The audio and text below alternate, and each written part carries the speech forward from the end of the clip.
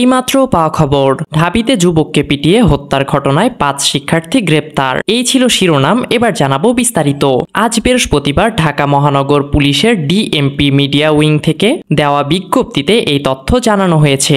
এতে বলা হয়, গতকাল সন্ধ্যা 7:45 দিকে ঢাকা বিশ্ববিদ্যালয়ে ফজলুল হক মুসলিম হলের মূল ভবনে অতিথি কক্ষে চোর সন্দেহে অজ্ঞাতনামা কিছু লোক কর্তৃক এক ব্যক্তিকে চড়-থাপ্পড় ও মারধর করার ঘটনা ঘটে। পরবর্তীতে হলের দক্ষিণ ভবনে অতিথি কক্ষে তাকে আবারও বেধড়ক মারপিট করা হয় মর্মে জানা যায়। এই পর্যায়ে তার অচেতন হয়ে পড়ার সংবাদ পেয়ে বিশ্ববিদ্যালয়ের কয়েকজন আবাসিক শিক্ষক তাকে ঢাকা মেডিকেল কলেজের জরুরি বিভাগে নিয়ে যান। সেখানে কর্তব্যরত চিকিৎসক পরীক্ষা নিরীক্ষা করে তাকে মৃত ঘোষণা করেন। ঢাকা বিশ্ববিদ্যালয় কলেজ হাসপাতাল কর্তৃক ওই ঘটনা শাহবাগ থানায় অভিহিত করলে পুলিশ মরদেহের সুরতহাল প্রতিবেদন প্রস্তুত করে। ঢামেক হাসপাতালে ময়নাতদন্ত সম্পন্ন হলে নিহতের মরদেহ তার স্বজনের কাছে হস্তান্তর করা হয়েছে। নিহতের নাম তোফাজ্জল হোসেন, বয়স 35 বছর। এই ঘটনায় ঢাবি কর্তৃক বাদী হয়ে অজ্ঞাতনামা আসামিদের বিরুদ্ধে শাহবাগ থানায় একটি হত্যা মামলা দায়ের করে। মামলা দায়েরের পর তদন্ত কর্মকর্তা ও ঢাকা মেট্রোপলিটন পুলিশের ঊর্ধ্বতন কর্মকর্তারা ইতোমধ্যে ঘটনাস্থলে পরিদর্শন করেছেন। ঘটনায় জড়িত থাকার সন্দেহে ঢাকা বিশ্ববিদ্যালয় প্রোট্রিয়াল বডি বিশ্ববিদ্যালয়ের 5 শিক্ষার্থীকে শাহবাগ থানায় হস্তান্তর করেছেন। তারা হলো